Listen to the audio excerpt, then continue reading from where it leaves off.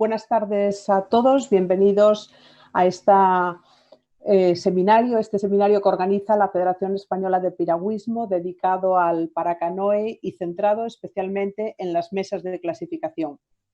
Damos la bienvenida a todas las personas, a todos los asistentes a este seminario y de manera muy especial a todos los usuarios que nos siguen desde Latinoamérica, donde sabemos que estamos contando con un buen número de espectadores. En primer lugar, pedimos disculpas por los retrasos en este inicio del seminario, de este webinar, y os presento a las dos ponentes que nos acompañan, muy conocidas para muchos de vosotros y dos profesionales de gran prestigio y con un gran trabajo en el mundo del Paracanoe. Son Selma Palacín, que nos acompaña para informarnos sobre todo lo relacionado con esa mesa de clasificación en todo el aspecto técnico, y también nos acompaña junto a ella Ana Larma, que nos va a informar sobre toda esa parte médica en las mesas de clasificación. Quedamos con ellas, esperamos tener una charla en torno a una hora, más o menos será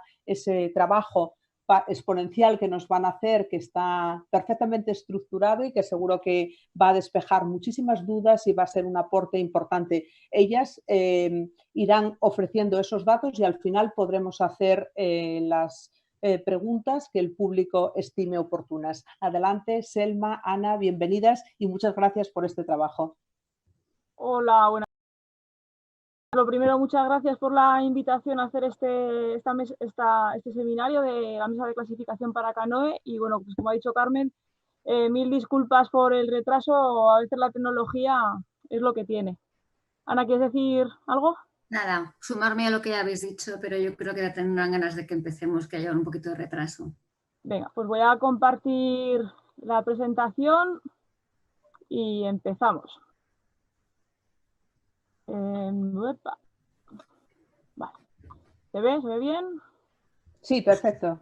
Bueno, pues vamos a explicar el proceso de clasificación para canoe y vamos a seguir este índice de contenidos. Primero, por entrar un poquito en contexto y en situación, vamos a explicar las generalidades del paracanoe, pasaremos a explicar qué es una clasificación deportiva y de aquí nos iremos ya profundamente a la clasificación del propio paracanoe, de nuestra disciplina en piragüismo.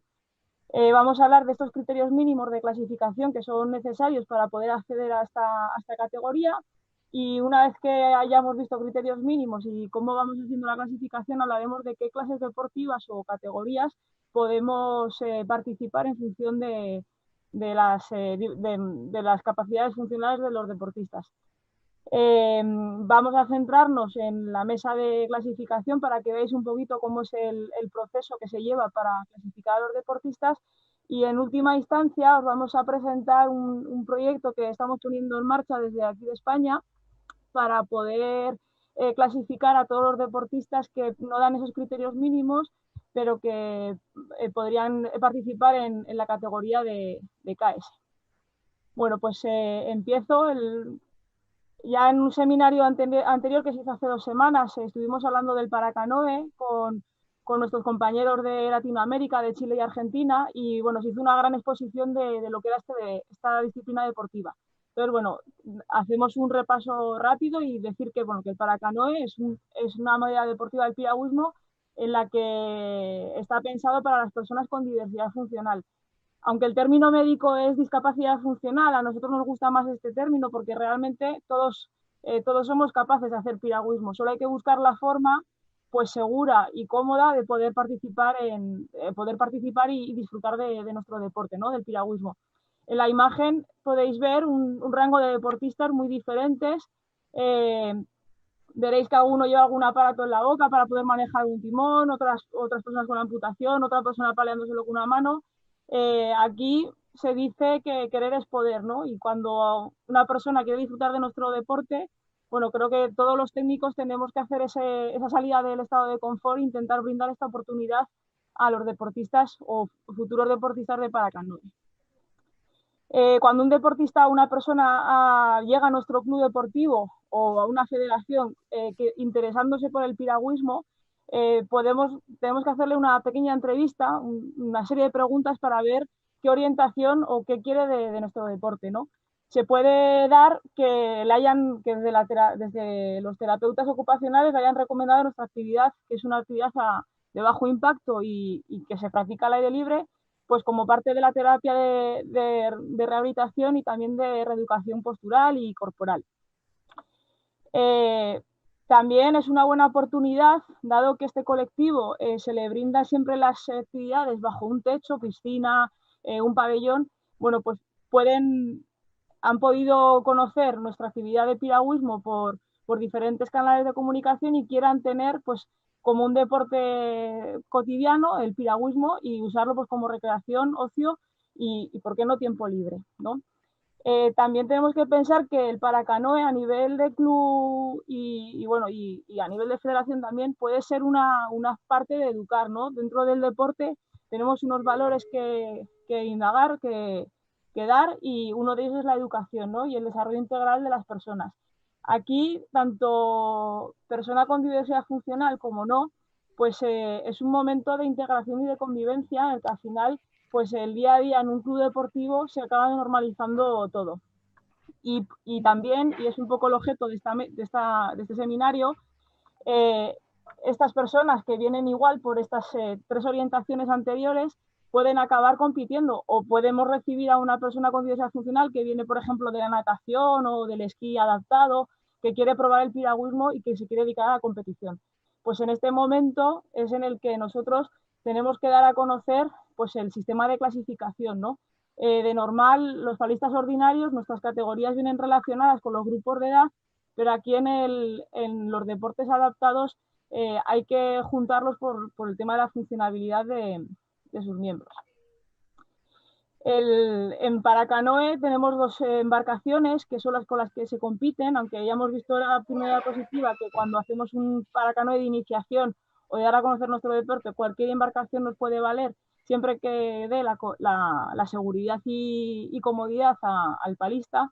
En paracanoe de competición tenemos estas 2 embarcaciones, el kayak y el ba, que sería la canoa adaptada.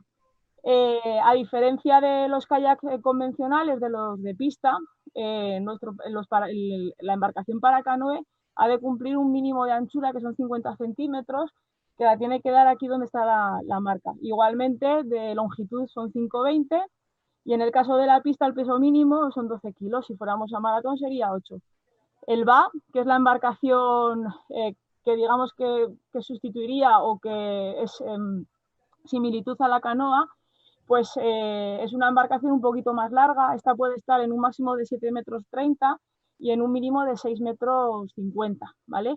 Y además de lo que es la propia embarcación, para dar estabilidad, puesto que igualmente se rema con una pala de una hoja, tenemos este elemento que es una especie de flotador que se llama ama, que están unidas a la embarcación por los yaicos, ¿vale? Entonces, esta embarcación sin el ama tendría que estar en un peso mínimo de 10 kilos y con el ama, pues 13 kilos. A nivel de distancia, pues tenemos las distancias olímpicas, que nuestros deportistas de paracanoe compiten en 200 metros, y distancias no olímpicas, que sería el maratón y el kayak de mar. A día de hoy, el sprint 200 metros está reconocido por la Federación Internacional. De hecho, en el 2016 pues, incluyó dentro de los Juegos Paralímpicos. El año pasado el kayak de mar tuvo su primera competición oficial en paracanoe, y el maratón pensamos que este año pues, puede ser ya oficial a nivel internacional. Las categorías en las que se compite son todas en modalidades individuales, tanto en kayak como en ba, y aquí tenéis ya un adelanto de las categorías que tenemos en paracanoe, que sería KL1, KL2 y KL3 en kayak, VL1, VL2 y VL3 en ba. En España y en otros países también sabemos, pero no están aceptados en competición internacional, estaría contemplado también otra categoría, que es el kayak especial, que son aquellos que no reúnen los criterios mínimos para competir en estas tres categorías que he comentado anteriormente. Hoy paso a Ana, que esto ya va para ella. Bueno, hemos visto que la práctica del piragüismo tiene un gran beneficio para todo el mundo, pero uno de los objetivos que podemos encontrarnos es que los participantes quieran dedicarse a la competición. Entonces, cuando nos referimos al deporte paralímpico, tenemos que familiarizarnos con varios términos. Uno de esos términos con los que nos tenemos que familiarizar es con la clasificación. ¿Qué es clasificar a un deportista? Clasificar a un deportista significa agruparlo en una clase deportiva, en un grupo, en el que todos los integrantes van a tener unas limitaciones similares a las suyas. ¿Para qué agrupamos a los deportistas en estos grupos, en estas clases?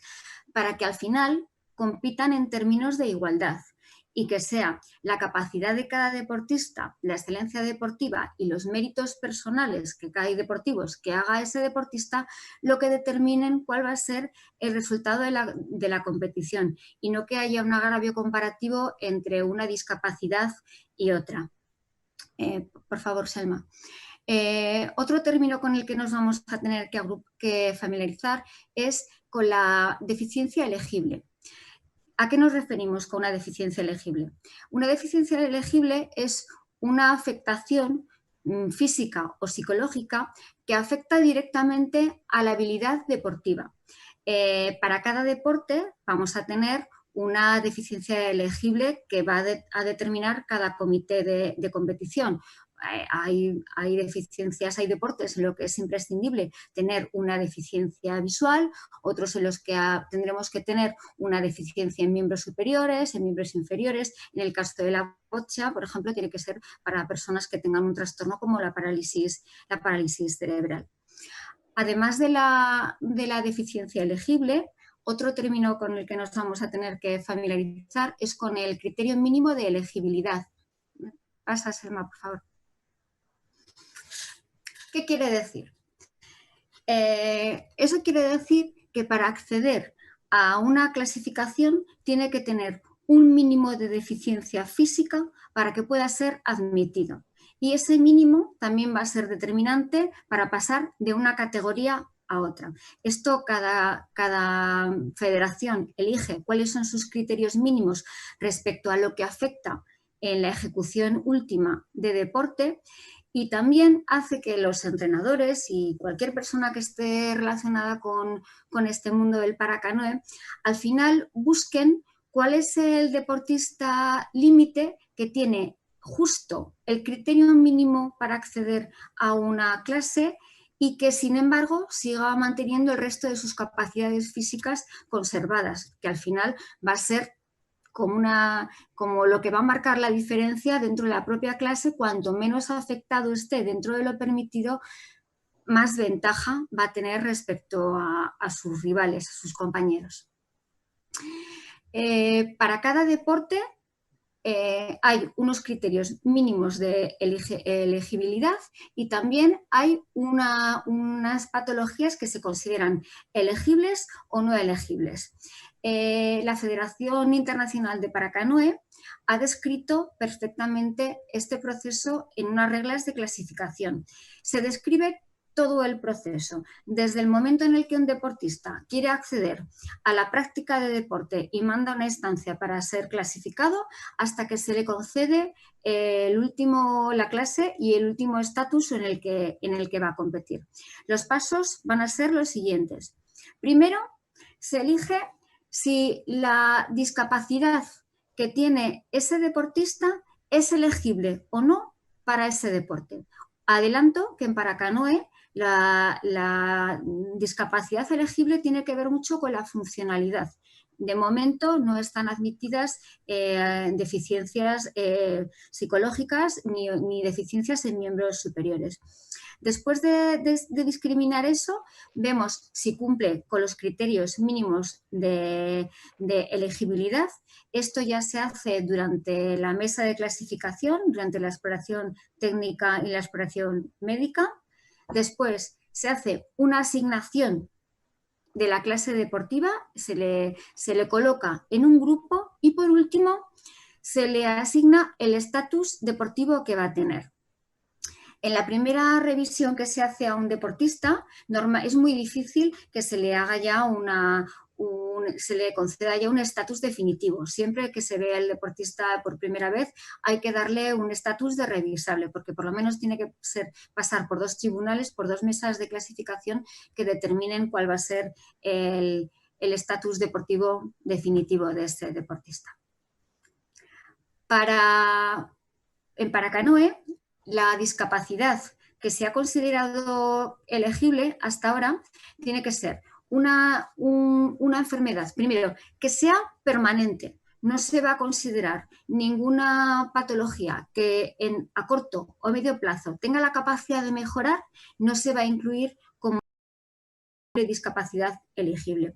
Para Paracanoe, según los estudios que se hicieron de la afectación que tiene todas estas deficiencias en la técnica deportiva, se ha tenido en cuenta que se van a aceptar los que tengan la potencia muscular deteriorada, los que tengan una deficiencia en un miembro o los que tengan el rango de movimiento limitado o deteriorado. Vamos a verlo aquí. ¿A qué nos referimos cuando hablamos de una potencia muscular afectada? Pues sería, por ejemplo, el grupo de deportistas que tendrían una lesión medular completa o incompleta, una espina bífida. Estos deportistas se caracterizan porque tienen una afectación en la capacidad de contraer voluntariamente los músculos y en generar movimiento y fuerza. Los miembros superiores están excluidos de momento de esta valoración. Solamente nos referimos a una disminución en los miembros inferiores. Cuando hablamos de la deficiencia de miembro, nos referimos a personas que presenten, por ejemplo, una amputación traumática en un miembro inferior o una dismelia. Una dismelia es un trastorno genético que se caracteriza por la ausencia de una extremidad o por una malformación muy grave. Los atletas pueden presentar una ausencia total de la extremidad o parcial, puede ser una amputación a nivel de tobillo, a nivel de rodilla o simplemente que haya o incluso de los dos. Por lo mismo, los miembros superiores también quedan excluidos en los estudios actuales. Cuando hablamos de rango de movimiento pasivo limitado, nos referimos como, por ejemplo, a personas que presenten artrogriposis, que es una enfermedad que se caracteriza por una retracción muscular y tendinosa muy importante que hace que haya una limitación muy importante en los movimientos, incluso una inmovilización. También podrían acogerse a este tipo de criterio de elegibilidad las personas que, por ejemplo, presenten una inmovilización traumática en algún miembro. Imaginaros a alguien que tiene que llevar una placa, que alguien que le han colocado un tornillo o un clavo y que sus ángulos de movimiento articular no pueden realizarse de forma pasiva, ¿de acuerdo? Tiene que tener una restricción de movimiento completa o por lo menos en el rango que afecta al gesto deportivo. Todo el tiempo estamos diciendo que los miembros superiores están excluidos. Esto es así porque cuando se determinó a través de un estudio tridimensional cuáles eran las patologías elegibles, se estudió a un grupo de deportistas sanos y se estudió los ángulos en los que tenía impacto ese ángulo sobre el deporte. Por lo tanto, esto se llevó a los deportistas con discapacidad de tal manera que se intentaron equiparar estos dos grupos. En el momento de elegir los deportistas que tenían que pasar la mesa de clasificación, no había muchos deportistas con afectación de miembros superiores que cumplieran unos requisitos estrictos, que tenían que ser deportistas de alto nivel deportivo. Por lo tanto, de momento se ha descartado esa opción. Asimismo, todas estas enfermedades que estamos viendo aquí serían elegibles para algún otro tipo de deporte. Por ejemplo, en algún deporte podría tenerse en cuenta la discapacidad intelectual o la discapacidad visual, la hipertonía, la ataxia, que es una alteración en la coordinación, la tetosis, que son movimientos lentos. En Paracanoe todavía esto no se incluye. Si nosotros recibimos un deportista que en su diagnóstico médico ponga cualquiera de estas enfermedades, directamente ya tendríamos que decir que no es elegible, no es clasificable para competir a nivel internacional. También, como nota un poco así, un poquito por encima, decir que el dolor, la limitación de la movilidad por dolor, en ningún momento se incluye como un trastorno que pueda ser elegible para la práctica de paracanoe. Pasamos. Además de tener la patología elegible que hemos visto, que se refieren a los que afectan a la funcionalidad, tiene que tener unos criterios mínimos. Los criterios mínimos van a ser la puntuación mínima que tiene que perder un deportista para ingresar en una clase deportiva. Va a ser distinto para kayak y para VA, porque el gesto deportivo no tiene nada que ver cuando estamos remando que cuando estamos en el VA. En VA se tiene muchísimo más en cuenta la capacidad de movilizar el tronco. Se sabe a través del gesto, y esto Selma lo vas a poder explicar mucho mejor, se sabe perfectamente que la transmisión de la fuerza en el kayak tiene mucho que ver con lo que las piernas pueden impulsar el gesto de torsión en la piragua, y en el kayak el gesto de flexo-extensión y el gesto de miembro superior y de torsión en la pelvis también tiene mucho que ver. Por lo tanto, no va a tener el mismo criterio mínimo para kayak que para VA. Pasamos. Según esto que hemos visto, si un deportista cumple con el criterio mínimo tiene una enfermedad elegible y cumple los criterios mínimos, según esto vamos a elegir cuál va a ser su clase. Las clases van a ser para kayak KL1, KL2 y KL3, y para VA VL1, VL2 y VL3. Vamos a ver ahora cómo sería más o menos el mapa, el itinerario genérico que debería cumplir estos deportistas. Un deportista para ingresar en la clase en KL1 sería el que más grado de afectación presentaría. Son deportistas que tienen muchísima afectación en el tronco, lo tienen muy limitado o incluso ausencia de él, y que tienen mucha afectación también en las piernas. Estos deportistas necesitan un asiento especial elevado para poder mantenerse erguido en el kayak, y muchas veces necesitan anclajes especiales para poder sujetarse dentro de la piragua. En el KL2 ya se abre un poquito más el abanico. Aquí tendríamos deportistas que tienen una cierta afectación en el tronco, pero que pueden permanecer sentados, aunque necesiten utilizar un respaldo especial, y tienen el movimiento de las piernas, lo tienen también muy afectado. Lo tienen tan afectado que interfiere durante el gesto del paleo, no les permite hacer una buena transición del gesto de torsión, nos permite transmitir la fuerza a la piragua. Y en el KL3 encontraríamos a deportistas que tienen conservada la funcionalidad del tronco y que tienen un miembro o los dos, pero mínimamente, ¿vale? Y estos serían los que nos podríamos encontrar. Un ejemplo de KL3 típico es el amputado, una amputación traumática que solo tiene afectada un miembro inferior. Sería el que cumpliría con el mínimo de elegibilidad. En VA, sin embargo, el itinerario es más complejo. En VL1 tiene que tener muchísima afectación en el tronco, tiene que tener una pérdida de 10 puntos en las piernas, y en el VL2 se tiene que dar una combinación entre la puntuación que pierde en el tronco y la puntuación que pierde en las piernas. Según cómo sea esta, vemos ahí esa sumatorio de puntos, según cuál sea el itinerario que siga, va a decidir que ese deportista sea VL2, porque tiene una gran afectación en tronco y piernas, o que sea VL3, porque tenga una afectación mínima en el tronco y que sean las piernas las que decidan que pase a formar parte de VL3. ¿Pasamos? Por eso mismo, por la diferencia de criterio mínimo de elegibilidad, nos podemos encontrar que un mismo deportista puede tener una clasificación distinta para kayak o para VA, y es perfectamente aceptable y regulado en paracanoe, y de hecho se busca a los deportistas que puedan competir en las dos clases.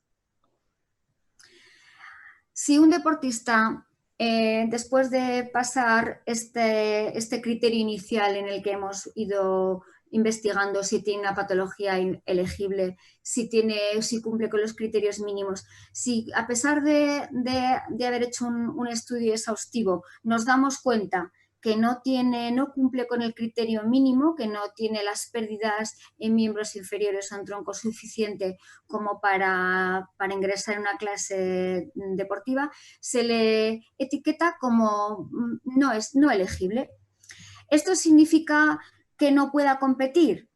Pues actualmente estamos intentando que no. De hecho, a nivel nacional tenemos una categoría que es Kayak Especial, en la que cualquier deportista que presente un 33% de discapacidad física, aunque no cumpla con el criterio mínimo de elegibilidad, puede competir. Esto es muy importante porque la idea fundamental es poder ir ampliando cuanto antes el número de personas que pueden acceder a competir en las clases deportivas. No sé si aquí Selma querría aportar algo, que tiene más experiencia.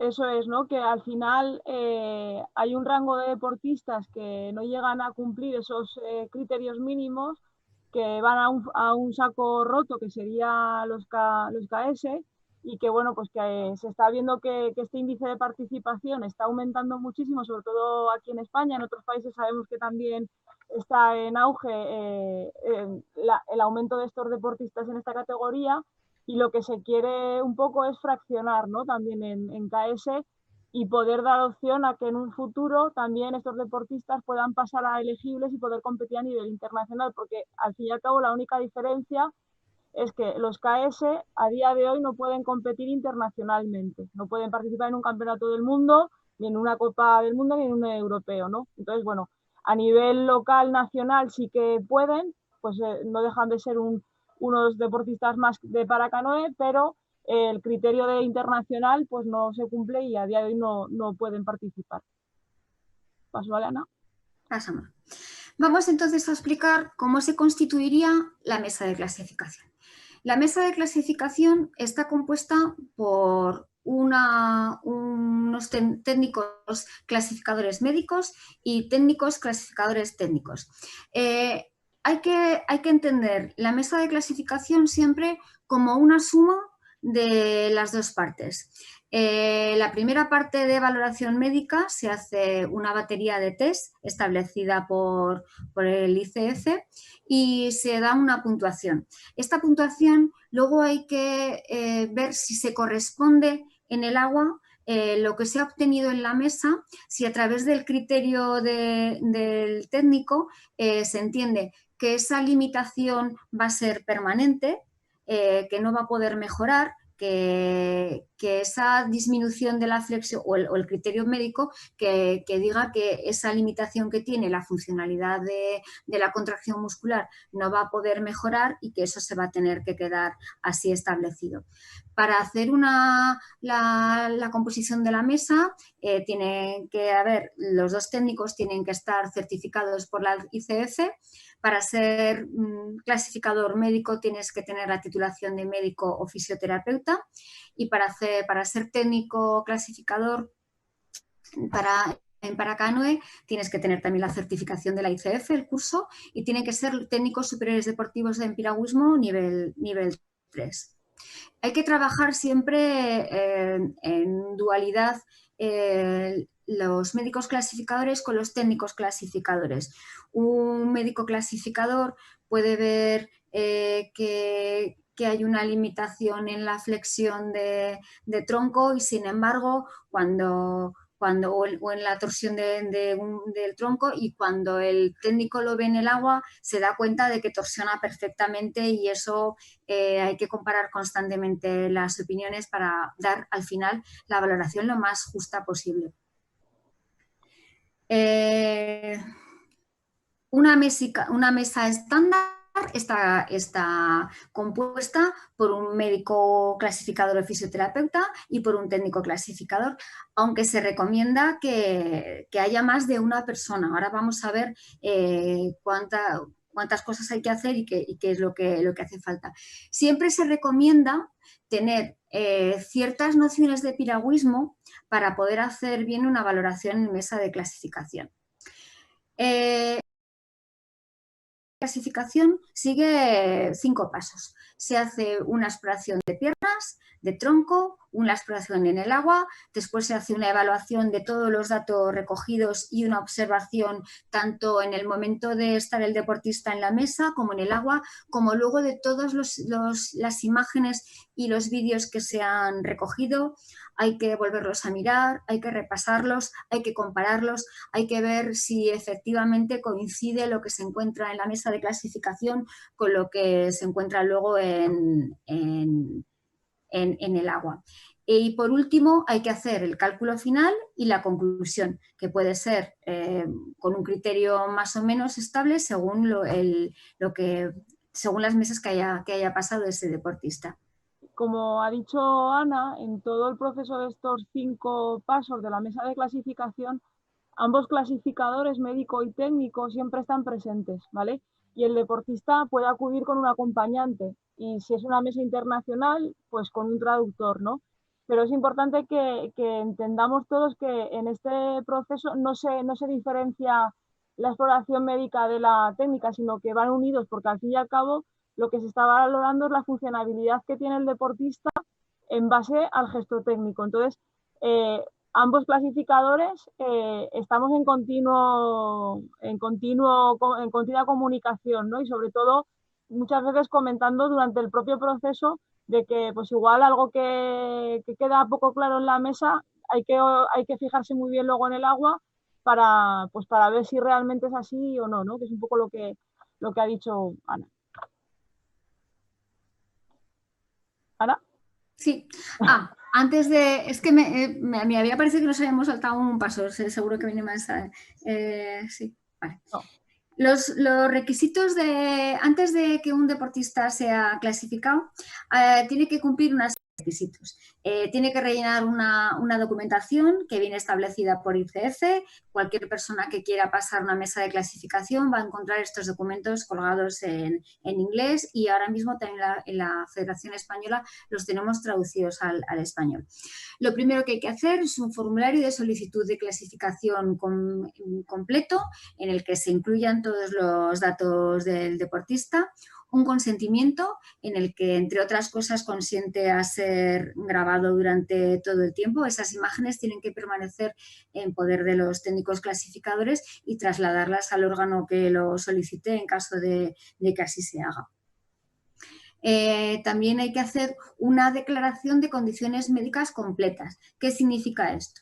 Que además de decirnos cuál es su diagnóstico más importante o el que va a tener peso de cara a que ese deportista sea elegible, tiene que decirnos si tiene alguna patología más asociada. Si durante el proceso de mesa de clasificación nos encontráramos que un deportista tiene una enfermedad que podría verse agravada por la práctica de piragüismo, como podría ser, por ejemplo, una cardiopatía, la obligación de la mesa de clasificación es no permitir que este deportista, si corre riesgo su vida, su salud, forme parte de la competición oficial. Además de la declaración, tiene que incluirse siempre un certificado diagnóstico del atleta. Este certificado tiene que estar firmado por un facultativo en inglés. El certificado tiene que tener un diagnóstico lo suficientemente claro como para que cualquier persona que lea ese diagnóstico entienda que tiene claramente una patología que va a ser elegible.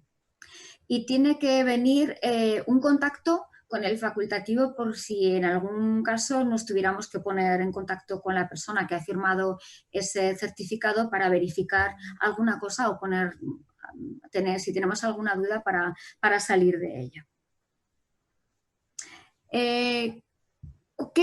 Hemos visto cuáles eran los pasos de la evaluación física y vamos a ver cómo se realiza. La exploración física se realiza en una camilla.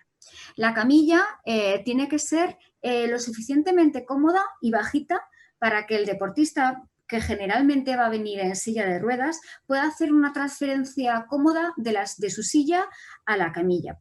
Durante todo el tiempo hemos dicho que teníamos que tener un técnico clasificador, un clasificador médico y que necesitamos un entrenador. El entrenador que va a acompañar al deportista tiene que estar pendiente en cada momento, y si no lo estuviera el entrenador tiene que haber otro técnico o una persona que lo haga, tiene que estar pendiente de la comodidad del deportista. Le vamos a pedir pruebas que no son muy exigentes, pero sí que pueden provocar que la persona tenga un pequeño desplazamiento hacia atrás. En este caso, una persona se tendría que colocar todo el tiempo detrás del deportista y asegurarse de que no corre riesgo en ningún momento de la exploración. Otra herramienta fundamental para nosotros es el goniómetro. El goniómetro, que creo que no se ve porque lo tapa nuestras imágenes. El goniómetro es una regla con la que nosotros, si no la vemos aquí luego más adelante, la vamos a ver y os lo voy a explicar lo que es el goniómetro. Es una regla que nos sirve para medir los ángulos. La exploración que nos pide la ICF nos marca unos ángulos muy concretos y tenemos que asegurarnos que la funcionalidad sea los ángulos que nos piden. Tendremos que tener el formulario de clasificación presente porque son muchos puntos y muchos ítems los que tenemos que revisar, y para que no se nos olvide ninguno tenemos que ir anotando sobre la marcha lo que estamos investigando. Otro elemento importante es el cojín oscilante. Daros cuenta que la piragua no es un medio estable. Cuando está el deportista en el agua siempre hay ciertas oscilaciones. Hay que simular en la camilla una cierta inestabilidad para que valoremos cuál es la funcionalidad del tronco cuando este deportista se somete a pequeñas alteraciones o pequeñas oscilaciones. Y por último, otro elemento que vamos a tener muy en cuenta son las cámaras de vídeo. Durante todo el proceso tiene que haber una persona grabando la mesa de clasificación. Se va a centrar en grabar los primeros planos de las cosas que sean realmente relevantes y que quede lo suficientemente documentado y claro. Asimismo, cuando la exploración sea en el agua, hay que verla y revisarla muchas veces, y la tiene que ver en conjunto el técnico clasificador con el médico clasificador para ver si hay una correspondencia entre las pruebas que se encuentran en el agua y las pruebas que se han encontrado en la camilla. Luego Selma nos explicará exactamente dónde se colocan las cámaras en el agua para que quede grabado todo según la normativa que nos piden. La evaluación física va a determinar si el palista cumple con los criterios mínimos. Lo que se hace es que se hace una batería de test en la que se puntúa de 0 a 2 la capacidad que ese deportista tiene en ejecutar gestos muy concretos de técnica deportiva. Tenemos un manual que hay que seguir escrupulosamente, porque si se deja de valorar alguna de las cosas, esa mesa de clasificación podría darse por no válida. Entonces, a pesar de ser muy larga, hay que hacerla toda. Todos los puntos hay que irlos anotando y sumando para luego tener una valoración definitiva. Esto ya lo hemos dicho que hay que valorar. Para que de alguna forma sea objetivo, ¿cómo puntuamos de 0 a 2? Nos han dado una guía. Cualquier sanitario valora el balance muscular normal de 0 a 5. En Paracanoe nos han dado unos criterios muy estrictos. Se le va a dar una puntuación de 2 cuando ese deportista pueda hacer fuerza muscular. Se le va a dar una puntuación de 1 cuando ese deportista pueda hacer algo de fuerza muscular, pero esta fuerza no sea suficiente como para vencer la fuerza de la gravedad. si llevamos un miembro, hacemos un movimiento en el que le ayuda la gravedad, esto no contaría como un 2, esto estaría contabilizando como un 1. Y el 0 sería cuando tengamos una cierta activación muscular, pero que no es capaz de provocar movimiento, e incluso la ausencia de movimiento muscular. Con esto estableceremos los criterios mínimos para kayak y para VA. Para kayak tiene que tener una pérdida en miembros inferiores en una única extremidad de miembro inferior de 4 puntos, mientras que el itinerario de VA va a ser mucho más complejo. Vamos a ver cómo se haría una exploración física en las piernas. Esto sería el documento básico con el que nos encontramos. Si os fijáis, la fila que está de color naranja, en esta es donde se anotaría el rango de movimiento, si hay fuerza en ese rango. Nos lo piden para cadera, que haya una capacidad de hacer fuerza máxima entre 110 y 75 grados de flexo-extensión. Para rodillas sería entre 0 y 55 grados. En tobillo sería flexión plantar y flexión dorsal entre 0 y 40 grados. Y se pide una prueba específica para kayak que consiste en que el deportista pueda empujar simultáneamente con las dos piernas, hacer flexión de cadera y de rodilla a la vez, para ver si ese deportista es capaz de transmitir la fuerza a la embarcación. Una vez que hemos anotado la puntuación en esta columna naranja, primero determinamos si ha perdido los puntos. Imaginaros que esta persona, por ejemplo, es un amputado y no tiene la capacidad de hacer ni la flexión plantar ni la flexión dorsal, por lo tanto ya perdería 2 y 2, ya perdería 4 puntos. Ese ya sería un deportista elegible.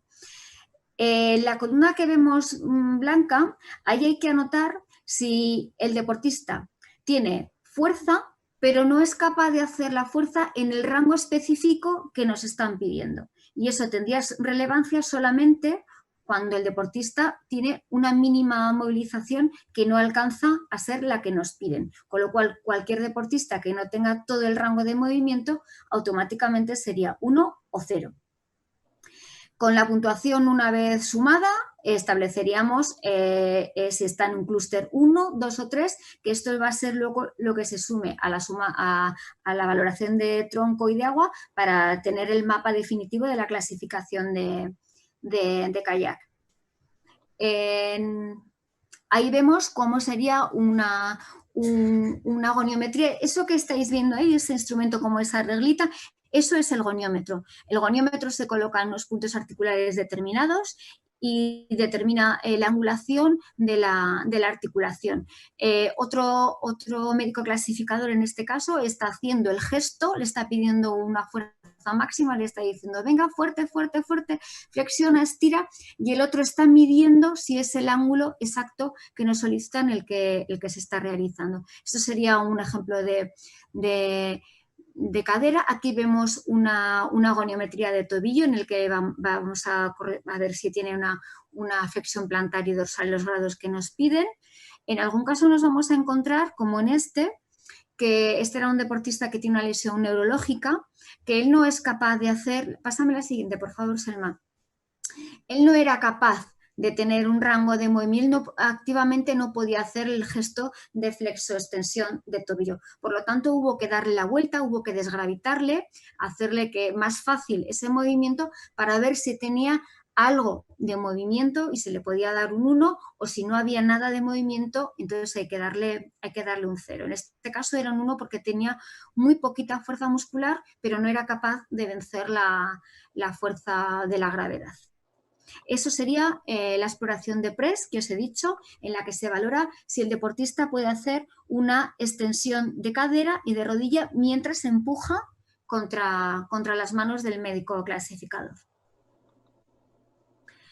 En la exploración de tronco es una batería de pruebas muy exhaustiva en la que se empieza por un balance muscular, en la que se comprueba primero que ese deportista puede hacer los gestos básicos de tronco, de flexión, sería el primer tramo que estamos viendo ahí, los gestos básicos de flexión, extensión, rotación e inclinación lateral de tronco, y luego se pasa a pruebas dinámicas. En las pruebas dinámicas se tiene en cuenta que durante la piragua, además de soportar la propia estabilidad del cuerpo, se va a llevar la pala en la mano y tenemos que comprobar también que sea capaz de hacer una estabilización de tronco mientras se hacen gestos con los miembros superiores. Aquí también es donde se evalúa las perturbaciones o la inestabilidad, lo que hemos visto con el cojín, para valorar cómo se comporta este tronco cuando se somete a la inestabilidad propia del deporte en el agua. Eso sería parte de una exploración de la prueba muscular. Aquí se le estaría solicitando una flexión de tronco. Y se valora, este es un deportista que no tenía ninguna afectación a nivel de tronco superior, se valora si es capaz de hacer la flexión, si es capaz de hacer la rotación. Aquí está haciendo la rotación de tronco a la derecha y hacia la izquierda, inclinación lateral hacia un lado y hacia el otro. Todo esto, como veis, siempre está muy pendiente de él el técnico clasificador que está realizando la prueba, pero hay otro detrás que está pendiente de que ese deportista no sufra ningún tipo de percance durante la mesa de clasificación. Y pasaríamos a la observación en el agua. Vale, pues una vez que el deportista ha hecho toda la valoración en camilla, la parte médica, pues le pedimos que vaya al agua con su embarcación y sus adaptaciones. Cuando vamos a hacer esta prueba hay unas cosas mínimas que necesitamos, que es por un lado marcar unas boyas 50 metros cada 15 y 20 metros, poner las boyas para poder hacer unos test que ahora os explicaremos, y es importante también poder disponer de un embarcadero pontona pantalán que se introduzca en el agua, porque tenemos que hacer las grabaciones desde la orilla y desde la embarcación. Entonces, en este proceso siempre estará presente tanto el técnico clasificador como el médico clasificador y el acompañante en este caso, incluso el traductor si es una mesa internacional. El palista tiene que venir con su pasaporte de competición. En Paracanoe este documento es imprescindible, porque aquí, aparte de recoger pues lo que es la foto, que sería como una licencia, pero específica del barco, ¿vale? Entonces, por un lado, pues hay que poner la categoría que tiene, si es que tiene una asignada, ¿vale? Si está o no, el estatus está o no confirmado. Y luego es muy importante fotografiar y que quede registrado en el pasaporte las adaptaciones que este palista necesita. Si no usa, evidentemente, será una foto de la embarcación tal cual está. También se pide el modelo de la embarcación, que lo tenéis por aquí, ¿vale? Y incluso, bueno, pues si es de pesados o de ligeros y demás. En las adaptaciones, en el caso del asiento reposapiés, nos piden una medida, hay que poner a qué medida está, porque luego en las competiciones internacionales se pasa un control de embarque, en el que el control de embarque va a consistir, por un lado, en la anchura mínima de la embarcación, que hemos dicho antes que era 50 centímetros, y luego comprobar si lleva la misma largura que ha determinado el pasaporte. En las competiciones, los jueces árbitros de control de embarque tienen el pasaporte de cada deportista de Paracanoe que va a participar en esa competición. Y a la hora de hacer la mesa, pues esto es la guía que a los técnicos clasificadores nos determina un poco pues, si está realizando esa mesa de clasificación con lo que él dice que necesita llevar.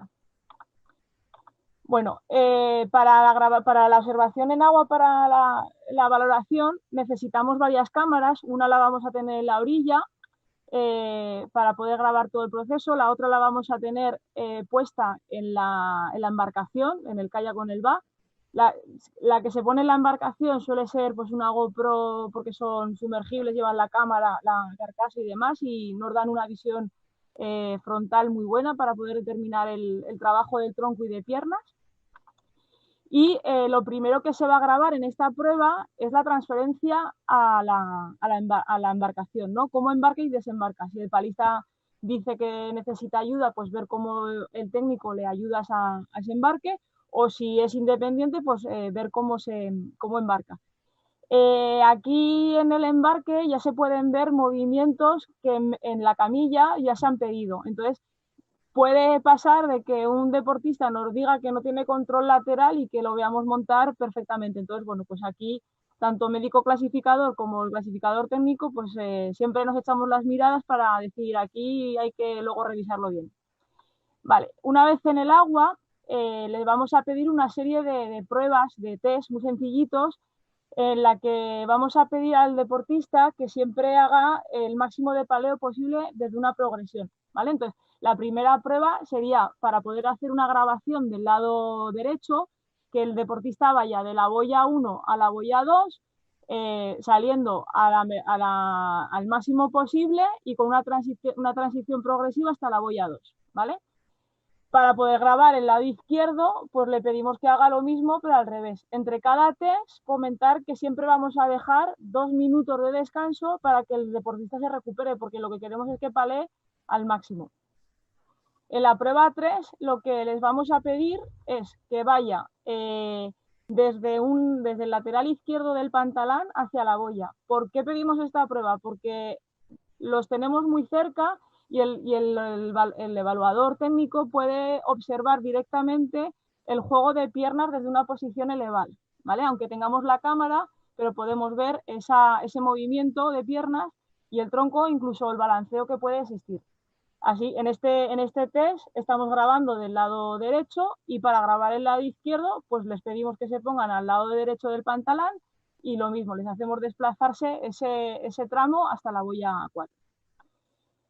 La prueba 5, siempre también paleando al máximo, le vamos a pedir que saliendo desde el final de la pontona se dirija a máxima velocidad a la boya 5, de forma de poder hacer una grabación desde popa, ¿vale? Para poder ver la torsión del tronco, los balanceos que tiene la embarcación y, en definitiva, cómo palea.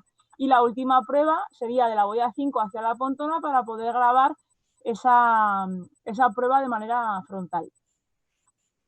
En todo momento estamos observando, ¿vale? Y en esta observación, en aquellos deportistas que llevan adaptaciones, tenemos que comprobar si realmente son efectivas para el deportista. Me explico.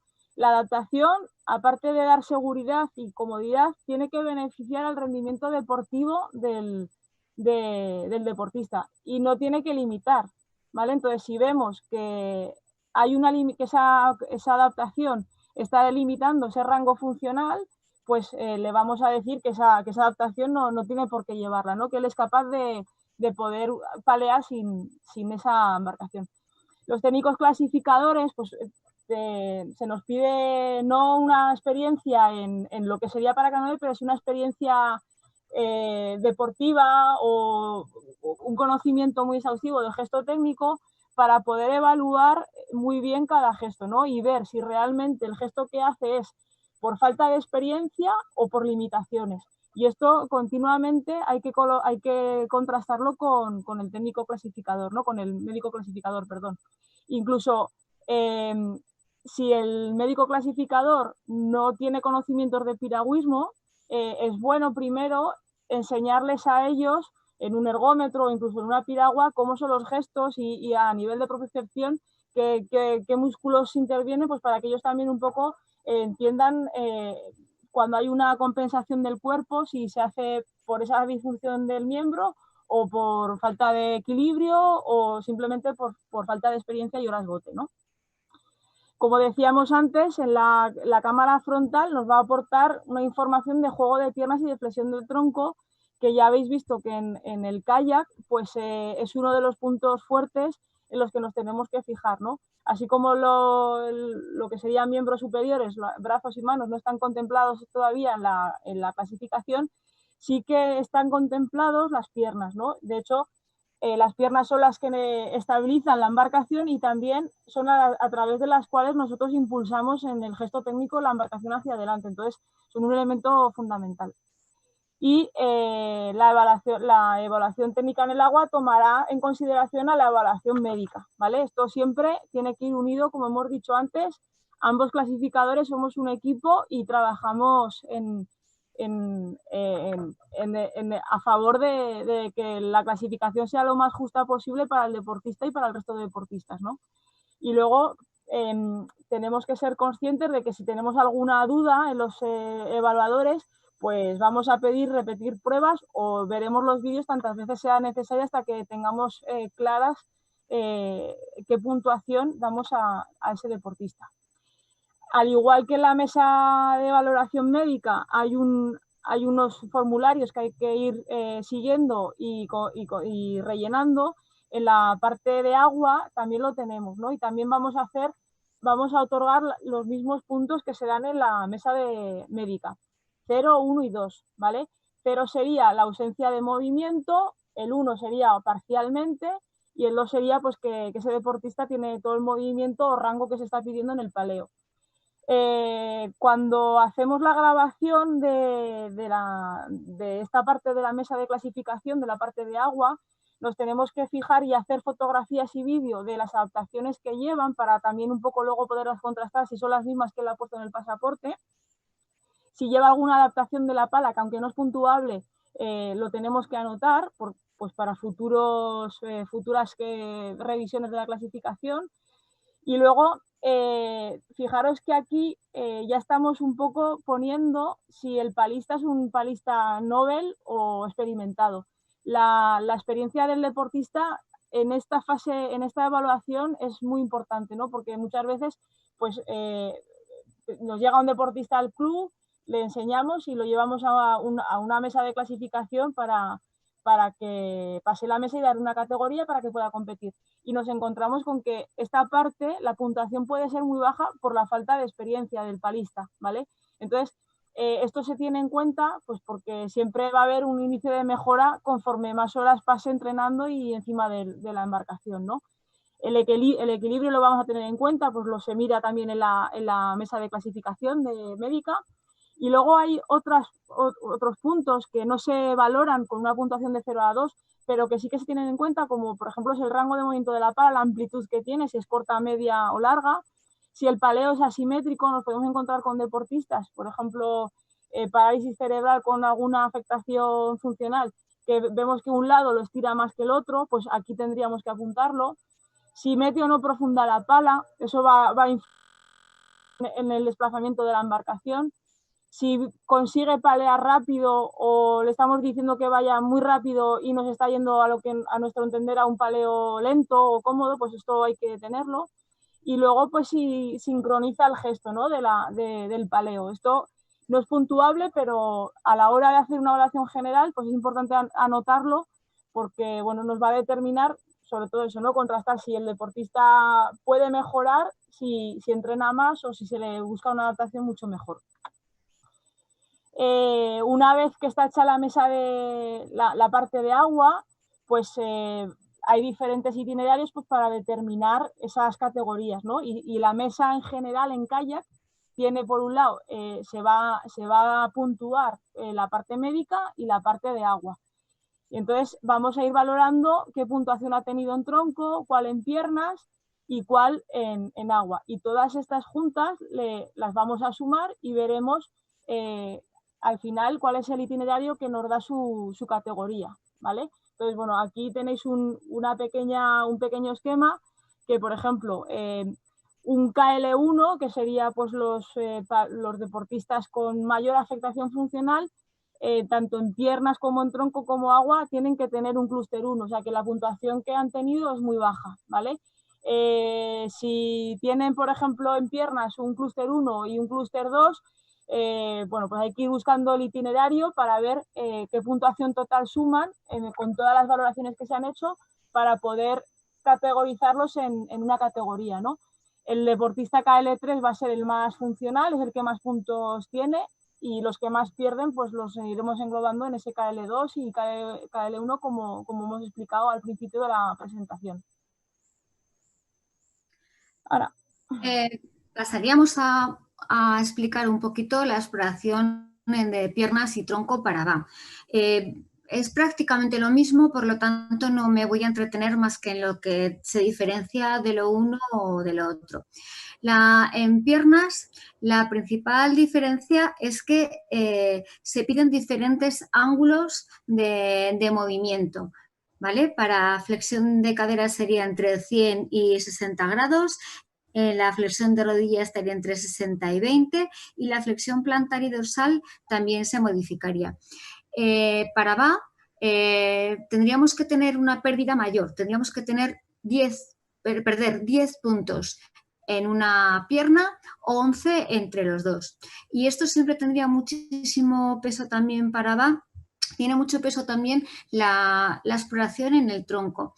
En el tronco se repiten las mismas pruebas que hemos visto antes, pero hay un apartado que es el que vemos ahí en azul más oscuro, que son las pruebas dinámicas de tronco. Esas son las que más peso se otorgan a la hora de clasificar a un deportista para VA. De hecho, luego son las que se van a llevar al sumatorio para determinar el clúster y para determinar la clase en la que se queda. Sin embargo, hay que seguir haciendo toda la batería de test, como estamos diciendo durante todo el tiempo, para hacernos idea de la funcionalidad global de esa pierna, de ese tronco y de esa pierna. Hay una pequeña variación respecto a la forma de contabilizar los puntos entre kayak y VA. En kayak hemos visto que se sumaban directamente y para VA vemos que solamente se van a contabilizar los puntos de la puntuación dinámica de tronco. Para que sea equiparable el peso que se le da a la exploración en piernas con el peso que se le da a la exploración de las pruebas dinámicas de tronco y la valoración en agua, se hace una pequeña transformación de los puntos, se multiplican por 1,5 las pruebas de dinámicas de tronco para que nos den una puntuación más alta y puedan competir en igualdad las pruebas de pierna y las pruebas de tronco y las pruebas de agua, y se multiplican por 3 las pruebas que se hacen en el agua. Vamos a ver más adelante. Esto sería la única diferencia que tenemos, además de los grados, es la prueba de press que se hace para VA. Para VA se solicita una extensión simultánea de cadera y rodilla mientras se mantiene el pie sujeto para ver si es capaz de transmitir fuerza con la flexión de cadera y de rodilla y puede realizar la extensión mientras se mantiene esa fuerza. Vemos otro cambio mínimo sería que para VA se pide que haya una inclinación en la que, además de inclinarse hacia el lado contrario, sean capaz de elevar un poquito el glúteo, porque en el gesto del VA esto es definitivo para que pueda hacer el gesto técnico de VA. Esa sería la única diferencia que existe entre las pruebas de kayak y las de VA. Estos serían los criterios mínimos de elegibilidad para VA. Recordad que para kayak eran pérdida de 4 puntos.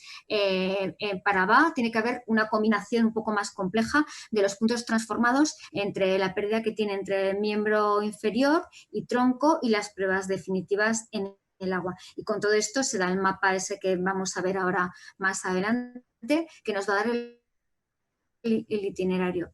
Esto sería un ejemplo de la transformación de los puntos. ¿Veis? Estos son se hacían 6 pruebas. En cada prueba puede tener un máximo de 2 puntos, es decir, que puede tener un máximo de 12 puntos. Para equipararlo con el peso que tiene la exploración de miembro inferior, se multiplica. Y esta es la puntuación transformada que luego se va a sumar en el mapa para ver el itinerario definitivo y la clasificación definitiva de VA. Pasamos. La batería de test en el VA de agua, Selma. Pues es idéntica al kayak, pero se hace en VA. Entonces, cuando un deportista comunica que quiere pasar la mesa para ambas modalidades, tanto para el kayak como para el VA, lo que primero hacemos es todas las pruebas de la valoración médica en la camilla y luego hace idénticamente las mismas baterías de test para el kayak como para el VA.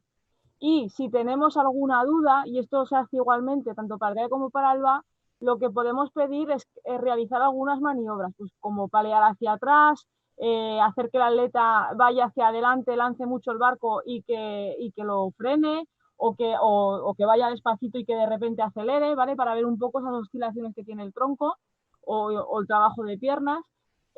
También vamos a pedirle algunas de las pruebas como frenar en seco el barco después de haber cogido mucha velocidad para ver ese control de balance de tronco que tiene. Le podemos pedir también alguna habilidad con la pala para ver ese poder de coordinación. Y lo que hemos dicho al principio, ¿no? Vamos a observar de manera informal, pero con cierto ojo de Saurón, hace las transferencias de embarque y desembarque, porque también nos aportan mucha información a la hora de ese control del balance muscular que tiene y del equilibrio, ¿no? Igual que en el kayak tenemos una hoja de registro en la que vamos a apuntar todo, ¿vale? Y bueno, comentaros así un poquito la relevancia que tiene en puntuación tanto la observación de kayak como de VA, el tema de las piernas, ¿no? Por ejemplo, 0 puntos sería un atleta que tiene 0 movimiento en piernas y que no las puede usar de ninguna manera, incluso lleva anclajes o correas y demás. 1 punto se lo daríamos al atleta que tiene algo de capacidad para mover parcialmente una pierna de forma dinámica, una o las dos, ¿vale? Y los 2 puntos se lo daríamos al que vemos que esas piernas están bien activadas y que las está usando y que las flexiona y las extiende sin problema y que hace una torsión en el kayak y que hace un empuje fuerte en el VA, ¿vale? Lo que decíamos al principio, ¿no? Nos vamos a fijar mucho en esas adaptaciones que llevan, si son o no operativas para él y que si realmente les ayuda al rendimiento deportivo. Y sobre todo, si son adaptaciones que les quitan movimiento, les vamos a decir que es mejor que se las quite. En el tronco de kayak nos vamos a fijar mucho en esa rotación que tiene, ¿no? El gesto de torsión. 0 puntos le vamos a dar al que no tiene nada al que no logra torsionar, de hecho va a ir anclado y esa misma anclada sobre un asiento alto pues ya le va a limitar porque no tiene control motórico de ese tronco. Un punto se lo daremos al palista que tiene algo de rotación o que hace el amago, que adelanta sus hombros para poder impulsar bien, y 2 puntos pues al que tiene la capacidad completa de rotar, ¿no? Que no tiene ningún problema, incluso vemos cómo reproduce todo el movimiento perfecto de cadera, pelvis y trabajo de piernas. En cambio, la flexión de tronco en el VA también tiene, como decíamos antes, en mesa de médica ya se le da una importancia relevante, pues en la observación de agua también nos vamos a fijar mucho, ¿no? Vamos a ver qué grado de inclinación coge, porque claro, contra más inclinación pueda coger y sea capaz de volver a la posición inicial, va a hacer una mayor impulsión del barco, entonces le vamos a tener que poner un 2 en esa puntuación, en ese punto. Sería un 1 el atleta que tiene parcialmente esa flexión, extensión del tronco, incluso vemos que usa alguna correa para que le ayude a volver a la posición vertical, y 0 puntos le daríamos pues al que no hay forma, no puede echarse hacia adelante, ¿vale? No hay una transmisión de fuerza desde el tronco a la embarcación. Y lo mismo, cuando acabamos las pruebas, se cruzan ambas valoraciones y vamos viendo esa puntuación de los clústeres a qué categoría nos lleva, ¿no? Del VA, en este caso. Entonces, tenemos mucha relevancia en el tema del tronco, en el VA, y bueno, pues en función de esos puntos, 0 puntos en tronco, en piernas y en agua nos va a llevar a un VL1, ¿vale? De 1,5 a 13 puntos nos puede derivar a un VL2 o un VL3. Esto habría que mirar muy bien qué puntuación tenemos en el tronco y en las piernas, ¿vale? Y sobre todo en el agua, qué puntuación le damos. Si es menor a 27 puntos, pues va a ir casi seguro al VL2, y si es mayor a 28, nos va a dirigir directamente al VL3. Cuando en tronco tiene entre 15 o 18 puntos, incluso en piernas tiene más de 18, pues el itinerario está claro que va a ser para un VL3 que, como ya venimos diciendo, pues son los deportistas más funcionales que tenemos en paracanoe. Vale, una vez que la mesa se ha sentado, ha valorado las pruebas, ha revisado vídeos y ya no tiene ninguna duda, se hace este documento acreditativo, que es el sumatorio del proceso, ¿vale? Entonces al deportista se le da un documento acreditativo donde se le dice qué categoría tiene, ¿vale? Tanto en kayak como en VA o en ambas si ha pasado la mesa para ambas. Y también determinamos, si lo tenemos claro, el estatus que se le da, ¿vale? Este documento, como lo tiene que firmar el deportista, ya va a estar enterado, pero no es oficial hasta que no se cuelga en la ICF o en la Federación Nacional, si la mesa ha sido nacional, porque hay varios tipos de mesa, la nacional, internacional, incluso aquí en España tenemos la mesa autonómica, ¿vale? Hasta que no se cuelga este documento en la Master List, que se llama, digamos que esta categoría no sería oficial. Una vez que está aquí colgado, ya es oficial. ¿Qué aparece en la Master List? Bueno, pues aquí tenemos a los deportistas españoles que han participado a nivel internacional y que están colgados en la Master List. Bueno, pues va a aparecer lo primero a la federación que pertenecen, ¿vale? Va a aparecer el apellido y el nombre, el sexo, que es hombre o mujer, y luego la clase deportiva que se le ha otorgado en la mesa de clasificación, ¿vale? Si es KL1, si es KL2, VL1, VL2, lo que sea. Y le vamos a dar un estatus. Este estatus le podemos dar confirmado. Como bien ha dicho Ana al principio, la primera mesa internacional es muy raro, de hecho casi nunca se suele hacer que el estatus sea confirmado. Siempre se pone en revisión a una segunda mesa vinculada a un campeonato internacional, regata o Copa del Mundo o lo que sea, ¿no? Para que haya dos mesas que certifiquen que realmente esa categoría es confirmada. La confirmación de la categoría es cuando los criterios son muy claros, o sea, no hay duda en ese palista y su patología ni puede avanzar ni puede retroceder. Entonces, se estima que esa categoría ya va a ser para toda la vida. Nos puede pasar que tengamos alguna duda y que le pongamos en revisable.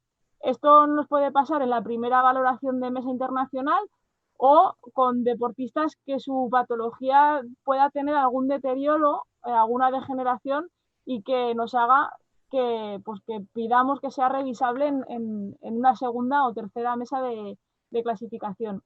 Esta revisión puede ir sin fecha o con fecha, y entonces esa fecha nos aparecerá en la última columna de la Master List, donde nos va a decir hasta cuándo de tiempo tenemos para poder pasar la siguiente mesa de clasificación. Casi siempre vienen vinculadas a los futuros campeonatos internacionales o regatas internacionales que hay, ¿vale? También nos puede pasar porque las mesas de clasificación se hacen, por ejemplo, en un campeonato internacional, se hacen unos días antes de las propias pruebas, ¿no?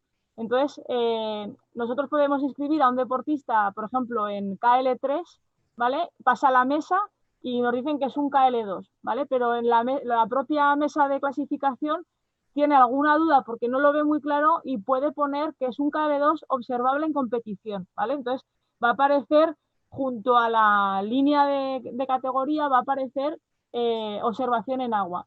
Entonces, esta categoría que se le ha dado al deportista no va a ser oficial hasta que los evaluadores, los médicos clasificadores y técnicos clasificadores no le vean competir. Y una vez que le ven competir, ya pueden determinar si se queda en la categoría que han designado o si lo suben o lo bajan, ¿vale? Porque muchas veces en estas pruebas, las pruebas que hacemos, los test, pueden ser ensayados, ¿vale? Y a veces pues, la mejor forma de ver si un deportista, entre comillas, miente, ¿no? Que es el doping de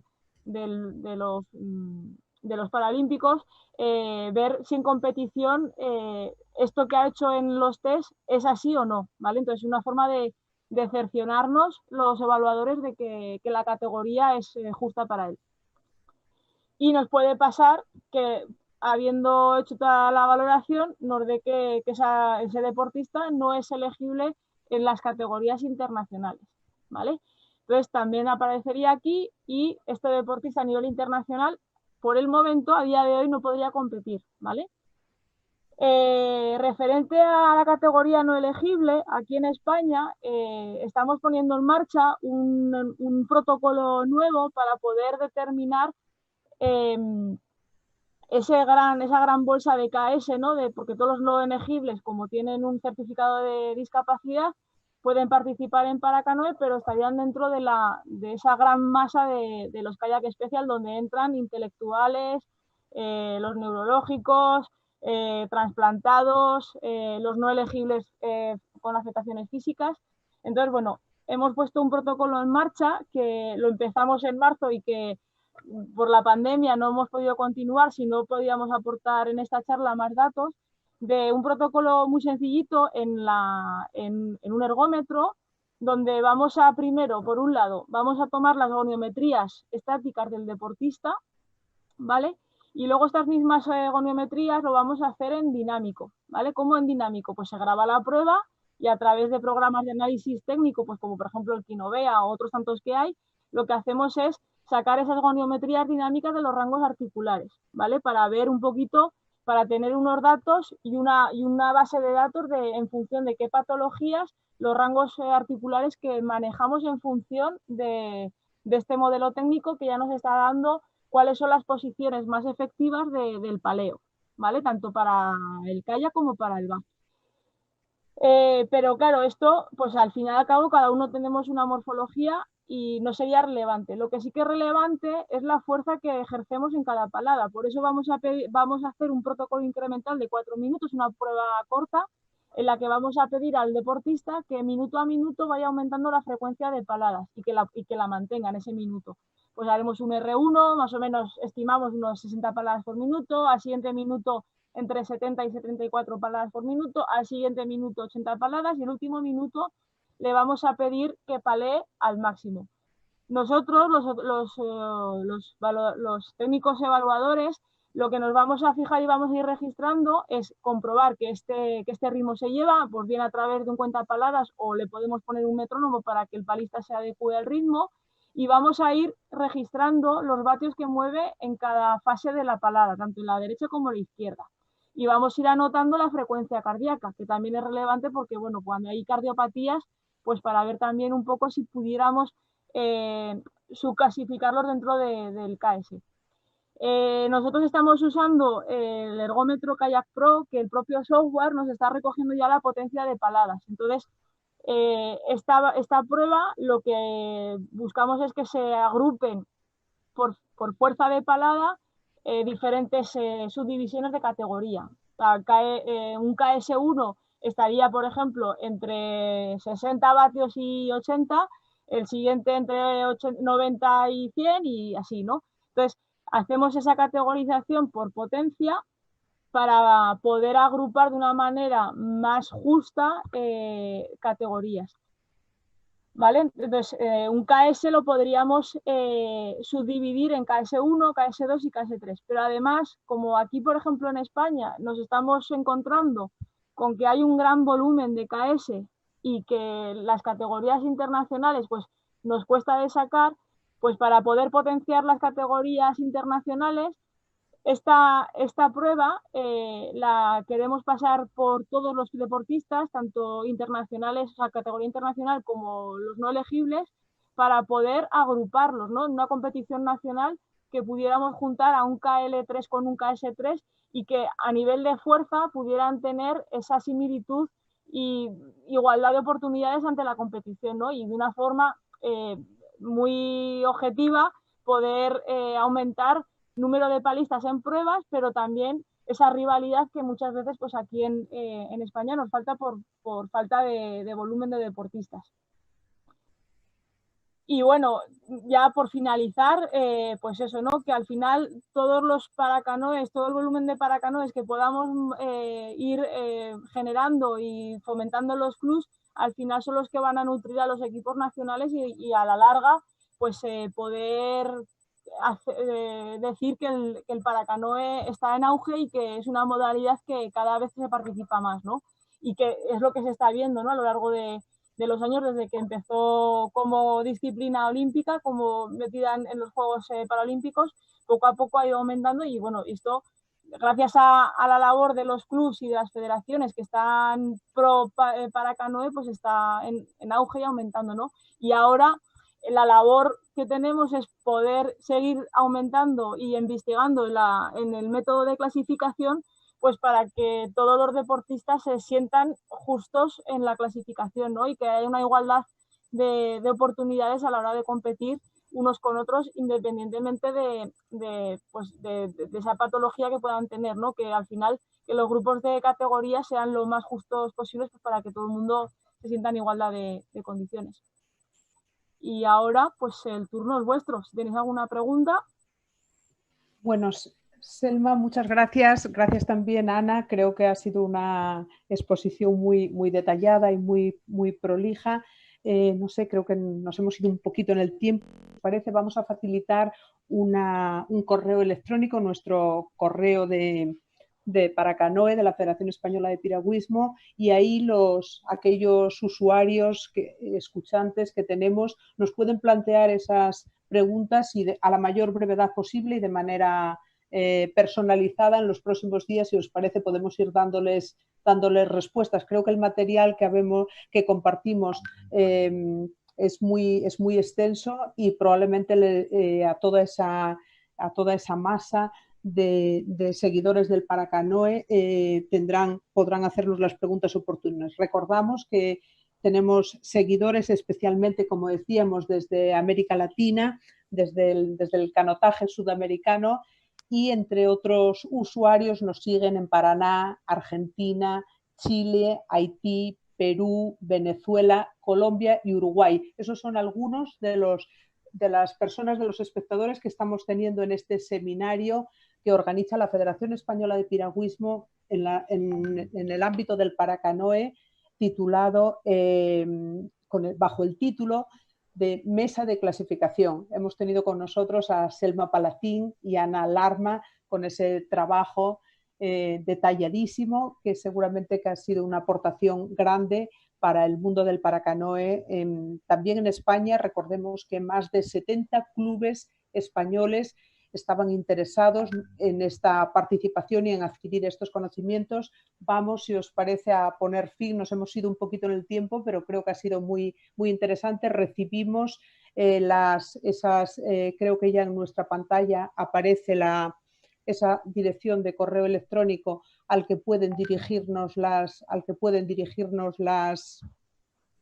preguntas, y como os decía, seguidores de toda Latinoamérica y también especialmente desde España están con nosotros. Vamos a recordar en cualquier caso ese correo electrónico al que nos pueden remitir las preguntas. Sería equiponacionalparacanoe@gmail.com.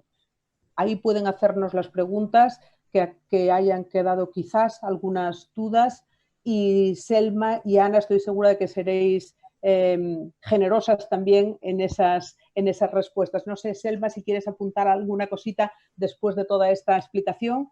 Sí, bueno, pues nada, eso, disculpas por la tardanza en entrar y bueno, y luego al final también un poco por esos 10 minuticos que se nos han ido, que como veis, bueno, pues el tema es largo y bueno, queriendo dar una visión completa de lo que es una mesa de clasificación, pues bueno, al final nos emocionamos porque nos apasiona, ¿no? Y en fin, bueno, que esperemos que haya sido de utilidad y sobre todo que haya quedado clara la exposición. Con total seguridad. Ana, también muchísimas gracias por tantas explicaciones y con tantísimo contenido. Para despedirnos, ¿qué podemos decir, Ana? Nada, simplemente animar a todos los clubes a que incorporen a su disciplina deportiva el Paracanoe, y que nos va a engrandecer a todos los clubes, a todos los participantes, al Paracanoe, al deporte de competición, y que sobre todo es altamente satisfactorio para todo.